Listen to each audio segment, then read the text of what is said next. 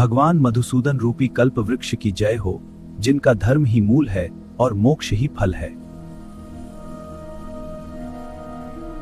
मनुष्य योनि को सृष्टि की सर्वश्रेष्ठ रचना माना गया है, क्योंकि केवल इसी जन्म में जीव को मोक्ष का अवसर प्राप्त होता है।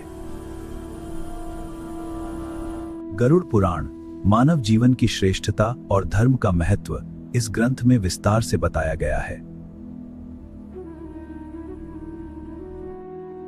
भगवान नारायण और सरस्वती देवी को नमस्कार करके ही गरुड़ पुराण का वाचन करना चाहिए।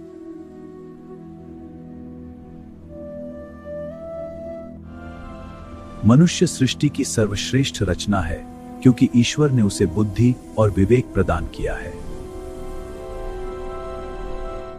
यदि मनुष्य विवेक रहित होता तो यह संसार आदिम युग की भांति उजाड़ और कुरूप रहता।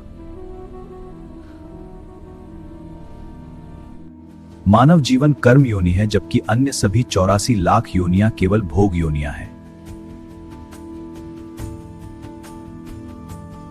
सृष्टि में अंडज, स्वेदज, उद्भिज और जरायुज नामक 4 श्रेणियों में जीव विभाजित हैं।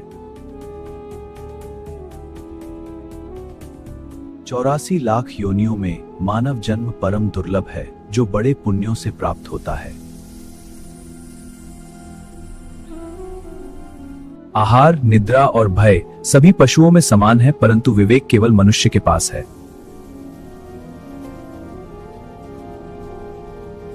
स्वर्ग और मोक्ष का साधन पाकर भी जो लक्ष्य सिद्ध नहीं करता, वह स्वयं को ठगता है।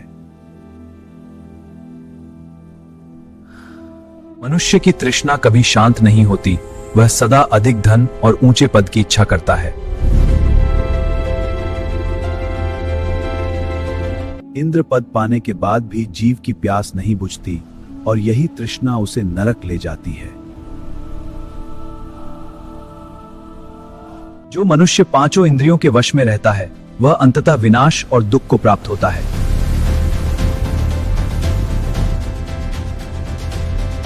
मूर्ख मनुष्य जीवन भर परिजनों के व्यामोह में फंसा रहता है और आत्मा को भूल जाता है।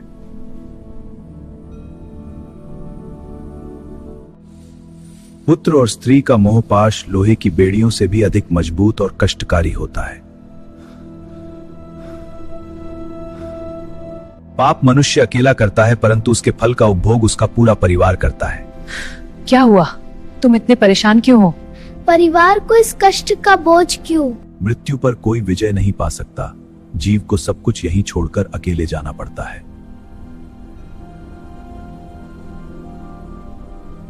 परलोक की यात्रा में धन और मित्र पीछे छूट जाते हैं, केवल धर्म ही साथ चलता है। पूर्व जन्म के संचित धन को यदि परोपकार में नहीं लगाया तो वह शीघ्र ही नष्ट हो जाता है। शुद्ध मन और श्रद्धा से किया गया दान ही लोक और परलोक में फल प्रदान करता है।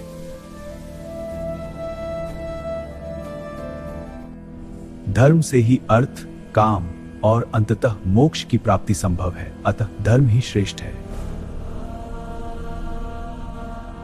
गरुड़ पुराण में मृत्यु और उसके बाद की यात्रा से संबंधित कई गहरे रहस्यों का विस्तृत और महत्वपूर्ण वर्णन मिलता है।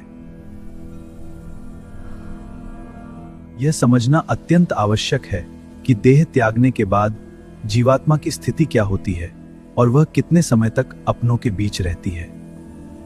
गरुड़ पुराण मृत्यु के बाद 13 दिनों तक आत्मा की यात्रा का रहस्य और महत्व इस ग्रंथ में बताया गया है। मृत्यु के बाद यमदूत जीवात्मा को केवल 24 घंटों के लिए यमलोक लेकर जाते हैं। इन 24 घंटों में आत्मा को उसके जीवन भर के पाप और पुण्यों का पूरा लेखा जोखा दिखाया जाता है।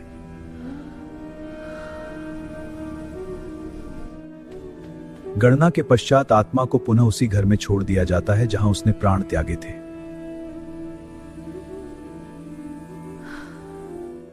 जीवात्मा मोहवश 13 दिनों तक अपने परिजनों के बीच उसी घर में निवास करती रहती है।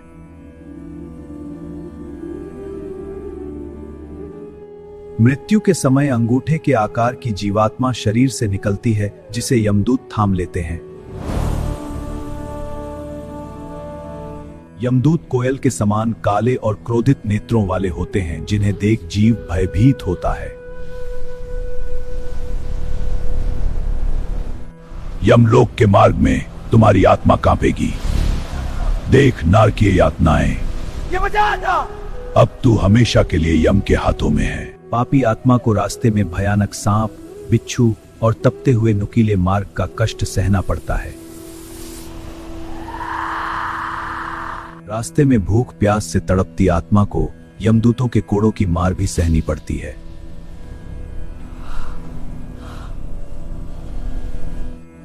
हे भगवान, मैं अपने प्रियजनों को इस दुख में मेरे हृदय छोड़ कर आ रही हूँ। मेरे बच्चों, मेरी आत्मा हमेशा तुम्हारे साथ है। मोह के बंधन में बंधी आत्मा पुनः अपने शरीर में प्रवेश करना चाहती है, पर यमदूत उसे रोके रखते हैं।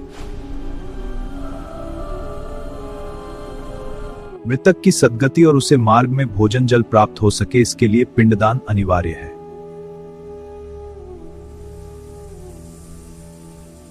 जिनका पिंडदान नहीं होता वे प्रेत रूप में हजारों वर्षों तक मृत्यु लोक में भटकते रहते हैं।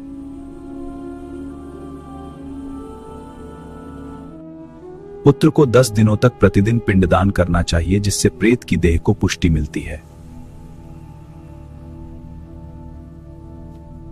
9वें दिन के पिंड से प्रेत का सूक्ष्म शरीर बनता है और 10वें दिन उसे बल प्राप्त होता है।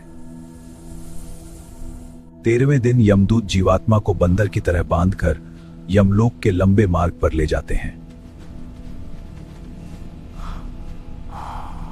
यमलोक की यह यात्रा 86,000 योजन की होती है, जिसे तय करने में आत्मा को 1 वर्ष लगता है।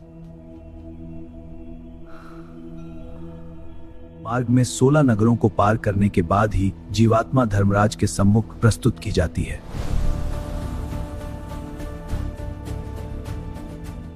संसार में किए गए शुभ और अशुभ कर्म ही परलोक की यात्रा जीव के एकमात्र साथी होते हैं।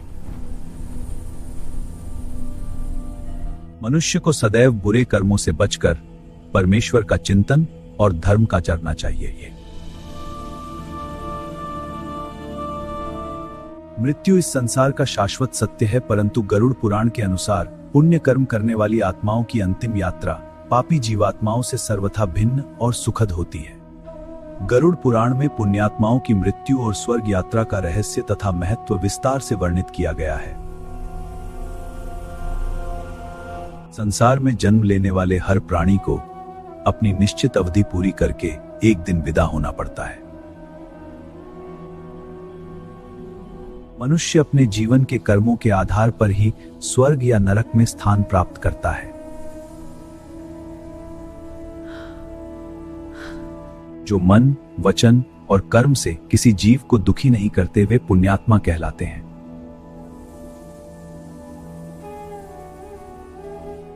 दान पुण्य करने वाले और असहायों की सहायता करने वाले सदा धर्म मार्ग पर चलते हैं। भूखों को भोजन, प्यासे को पानी देना और प्रकृति की रक्षा करना परम पुण्य कार्य माना गया है। माता पिता, गुरु का सम्मान और मातृभूमि की रक्षा करने वाले श्रीहरि को अत्यंत प्रिय है। पुण्यात्मा की मृत्यु का समय आने पर उसके प्राण स्वतः ब्रह्मरंध्र से बाहर निकल आते हैं।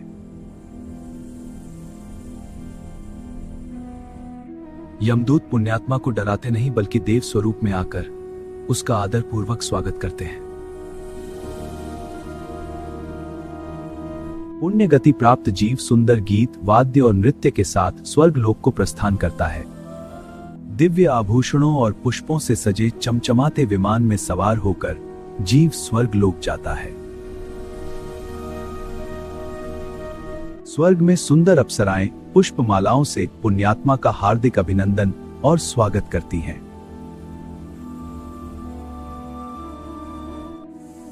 वहां जीव समस्त सुखों और ऐश्वर्य का आनंद तब तक लेता है जब तक उसके पुण्य शेष रहते हैं।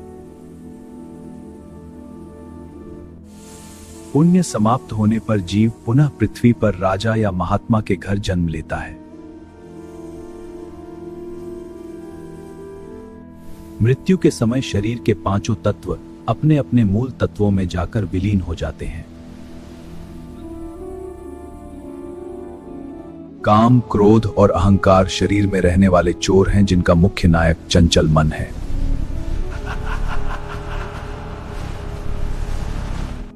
जिस प्रकार व्यक्ति पुराना घर जलने पर नया घर लेता है, वैसे ही जीव शरीर बदलता है। शरीर की 7 धातुएं और मज्जा आदि मृत्यु के बाद अग्नि में जलकर भस्म हो जाते हैं। पुण्यात्मा स्वर्ग तो जाती है, पर मोक्ष पाना इतना सरल नहीं, इसके लिए कठिन तप चाहिए।